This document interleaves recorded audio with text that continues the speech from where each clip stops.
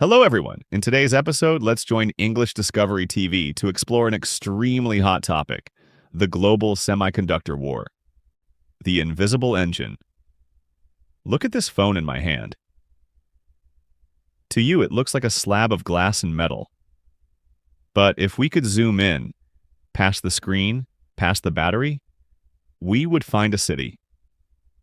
A city of billions of transistors carved into a piece of silicon smaller than a fingernail. This is a semiconductor, or a microchip. In the 20th century, nations fought bloody wars over oil. Because oil powered the engines of tanks and airplanes. But the rules have changed. In the 21st century, we are fighting over chips. Why? Because from your toaster to your electric car, from the hospital MRI machine to a nuclear missile guidance system, absolutely nothing works without them. Today, we dive into the chip war, the silent, high-stakes battle that will decide which superpower rules the future. From sand to silicon. First, let's understand the miracle of engineering involved here. What is a chip made of? Believe it or not, it's mostly sand. Quartz sand contains silicon. But you can't just scoop up sand from the beach. To turn that sand into a supercomputer chip is arguably the hardest engineering feat in human history. The silicon must be purified to 99.999%. Then, it is melted into a giant crystal ingot and sliced into wafers. The manufacturing process requires a room 1,000 times cleaner than a hospital operating room. A single speck of dust, just one, landing on a wafer is like a boulder crashing into a city. It destroys the whole batch. That is why this industry has the highest barrier to entry in the world. Only a few companies can do it, and they guard their secrets like nuclear codes. The choke point, ASML. You might think tech giants like Apple, Nvidia, or Samsung make the chips. Wrong. They only design the blueprints. To actually manufacture the most advanced chips, the ones inside the iPhone 15 or AI servers, you need a machine from one specific company in a small town in the Netherlands, ASML. They build the EUV lithography machine. This machine is the size of a bus and costs over $200 million each. It works by blasting droplets of molten tin with a laser 50,000 times a second to create light that is shorter than X-rays. It then uses this light to carve patterns smaller than a DNA strand onto the silicon.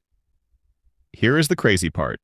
ASML is the only company in the world that knows how to make this machine. There is no backup. This is a choke point in the global supply chain.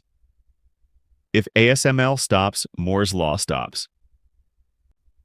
The Silicon Shield, Taiwan. Now, let's look at the geopolitical map. Who buys these machines? Who creates the actual chips?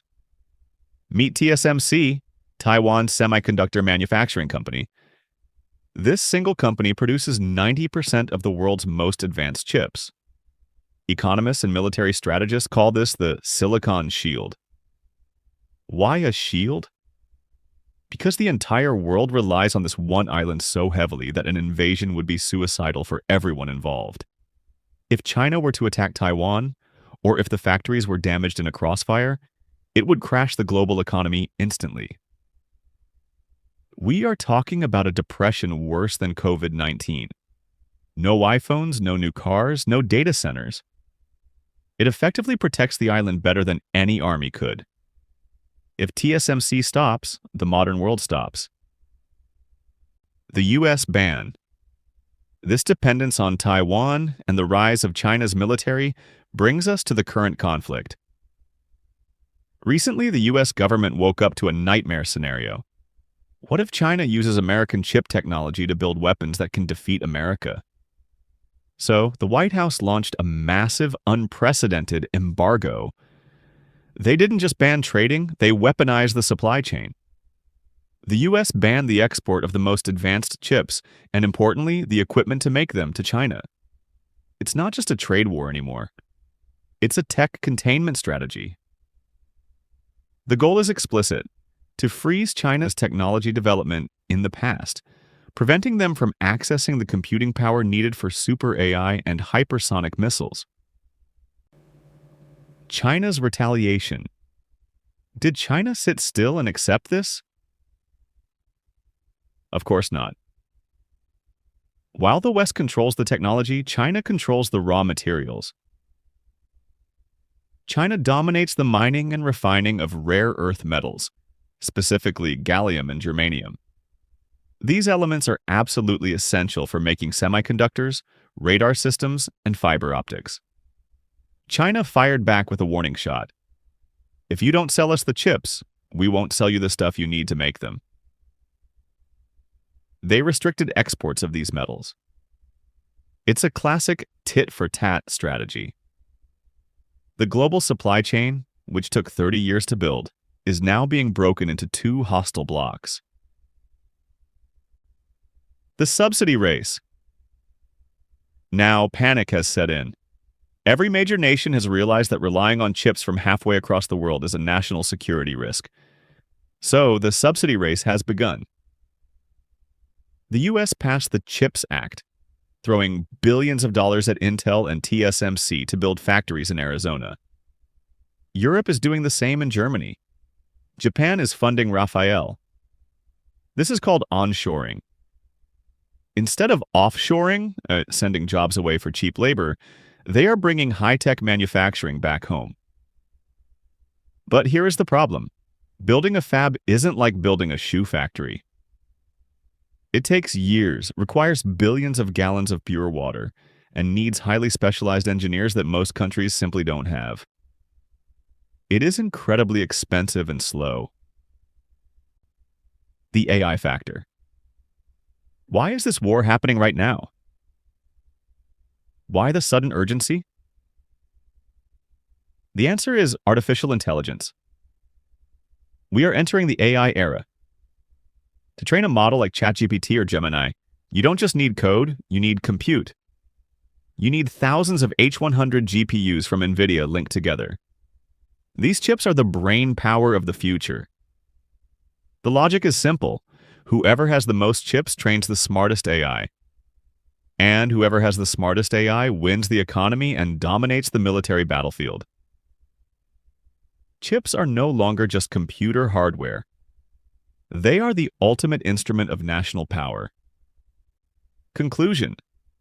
For decades, we believed in globalization, the idea that trade would make us friends and supply chains should be efficient. The chip war marks the end of that era. We are moving from just-in-time, efficiency, to just-in-case, security. The world is splitting apart. The cost of your electronics might go up. The wait times for your new car might get longer.